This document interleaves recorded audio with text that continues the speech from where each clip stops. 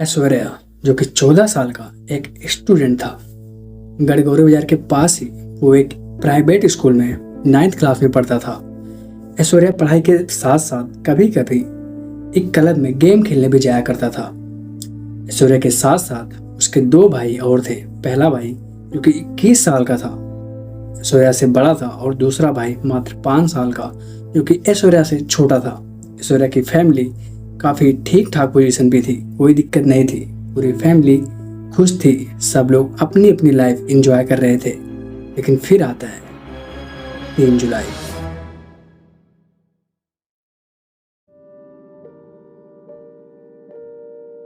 जुलाई। दोपहर करीब 12 बजे ऐश्वर्या स्कूल से घर आता है।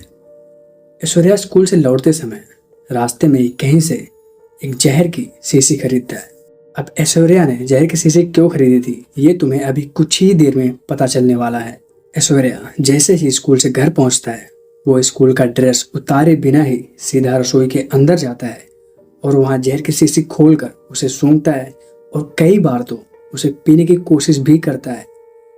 रसोई में लगे कैमरे में ये सब कुछ साफ रिकॉर्ड हो रहा था। ऐश्वर्या कई बार जहर पीने की कोशिश तो करता है लेकिन नहीं पीता।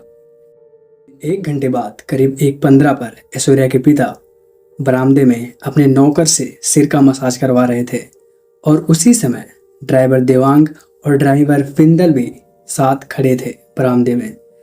तभी ऐश्वर्या अपने हाथ में एक शीशी लेकर आता है और अपने पापा से बोलता है, पापा I am going.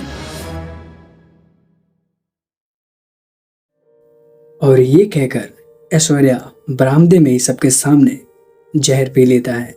I don't know Aishwarya ने ऐसा क्यों किया, और यहाँ तक कि उसके घर वालों को भी इसके बारे में नहीं पता था। ऐश्वर्या बिल्कुल भी आम लग रहा था और उसने जो भी किया था बिल्कुल अचानक किया था। उनके घर वालों को भी कुछ भी नहीं पता था इस बारे में। ऐश्वर्या के पिता जैसे ही ऐश्वर्या को ये सब करते देखते हैं तो वो भागकर ऐश्वर्या को संभालते हैं और साथ ही उनका नौकर भी। और वो जब शीशी देखते हैं तो वो एक पॉइजन की शीशी निकलती है। पहले तो वो सभी लोग ऐश्वर्या को उल्टी कराने की कोशिश करते हैं और देखते ही देखते सारे घर वाले बरामदे में इकट्ठे हो जाते हैं। जब ऐश्वर्या को उल्टी नहीं होती तो वो लोग तुरंत ऐश्वर्या के पिता और साथ ही ड्राइवर देवांग ऐश्वर्या को जीप में बैठाकर जेके लोन हॉस्पिटल ले जाता है। लेकिन हॉस्पिटल पहुंचते पहुंचते ऐश्वर्या की हालत काफी गंभीर हो चुकी थी। डॉक्टर ने तुरंत ऐश्वर्या को वेंटिलेटर पर लेकर आईसीयू में भर्ती तो करता है, लेकिन 6 जुलाई सुबह करीब 4 बजे ऐश्वर्या ने अपना दम तोड़ दिया।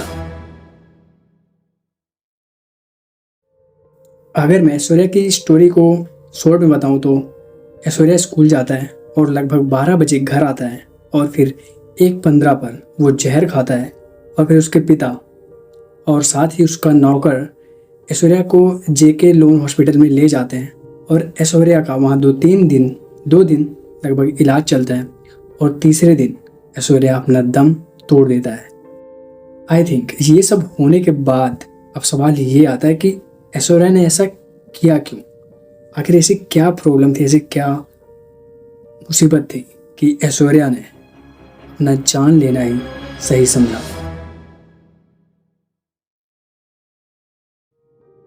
ऐश्वर्या के पिता का कहना है कि ऐश्वर्या करीब 1 महीने से उदास और डरा डरा लग रहा था। काफ़ी पूछने के बाद भी ऐश्वर्या ने कुछ नहीं बताया, बस यही कहता रहता कि मैं ठीक हूँ। लेकिन जब ऐश्वर्या के सुसाइड के बाद ऐश्वर्या के सुसाइड का कारण पता लगाने की कोशिश किया गया, ऐश्वर्या के mobile phones, WhatsApp, Instagram chat और यहाँ तक कि फेसबुक को चेक किया गया, तो वहाँ ऐश्वर्या के दोस्तों ने ही उसे ब्लैकमेल और उसके साथ साथ हरेसमेंट, इमोशनल स्ट्रेस और हर रोज चैट के जरिए उसे परेशान करते थे। और फिर पता चलता है ऐश्वर्या के 7 दोस्तों के बारे में। ऐश्वर्या के दोस्त खुद तो नशे करते ही थे और साथ ही ऐश्वर्या को भी करवाते थे और नशे के लिए ही ऐश्वर्या से पैसे भी मंगवाते थे। और फिर फाइनली 26 जून को ऐश्वर्या का पैसों को लेकर उन लड़कों से झगड़ा होता है।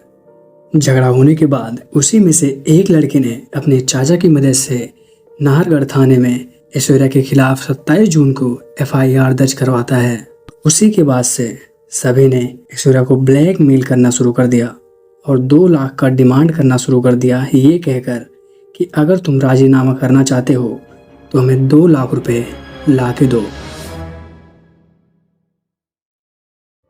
बेसिकली राजीनामा का मतलब होता है कि दोनों पार्टी पुलिस केस को आपस में ही मिल बैठकर सुलझा ले ताकि केस और आगे ना बढ़े। और ऐश्वर्या के केस में भी ऐसा ही कुछ था कि जिसने भी ऐश्वर्या पे केस किया था और साथ ही उसके दोस्त भी ऐश्वर्या से ये कह रहे थे अगर तुम्हें राजीनामा करवाना तो हमें 2 लाख रुपए दो और फिर मैं अपना केस वापस ले लूँगा या फिर पुलिस में जाके ये कह दूंगा कि मुझे इस केस में और आगे नहीं बढ़ना है।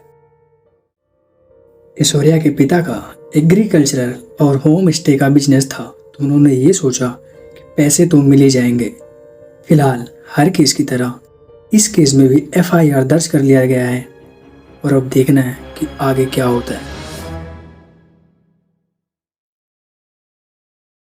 तो हे एवरीवन, आज की ये स्टोरी यही समाप्त होती है। तो मिलते हैं और नई स्टोरी के साथ। बस अपना और अपनी फैमिली का ख्याल रखना। मिलते हैं।